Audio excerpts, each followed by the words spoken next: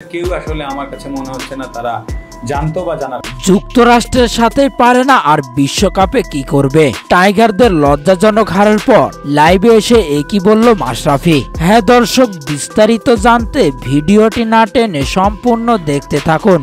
বিতর্ককর batting প্রদর্শনীর পর 153 run তুলেছিল আইসিসির পূর্ণ সদস্য দেশ বাংলাদেশ।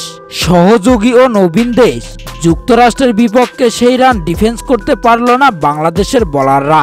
হারমিত সিং ও কোরি অ্যান্ডারসনের 62 রানের জুটিতে ইতিহাস গড়ে স্বাগতিকরা টাইগারদের 5 উইকেটে হারিয়েছে। প্রথমবারের মতো দুদল কোনো আন্তর্জাতিক ম্যাচে মুখোমুখি হওয়ার পর লজ্জায় পড়লেন নাজমুল হোসেন শান্তর দল।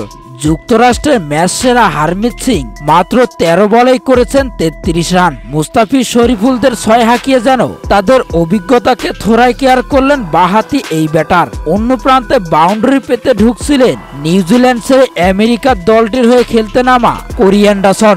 শেষ পর্যন্ত তিনিও করলেন 25 বলে 34 রান। তাতে 3 বল হাতে রেখেই নিশ্চিত হয়ে গেল বিশ্বকাপ আয়োজকদের স্মরণীয় জয়।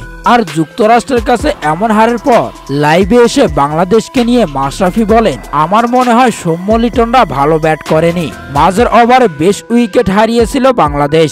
দারুণ শুরু পেলেও তবে শেষটা ভালো করতে পারেনি। মাঝে উইকেট না হারালে আরো 20-30 রান বেশি করতে পারত, তাহলে অন্যরকম হতে পারত ম্যাচটা। স্বল্প রানে লক্ষ্য ছুড়ে দেওয়ায় ম্যাচ হেরেছে বাংলাদেশ। যুক্তরাষ্ট্রের মতো এমন দলের সাথে পারে না, আবার বিশ্বকাপে কি করবে এই চিন্তায় রয়েছি।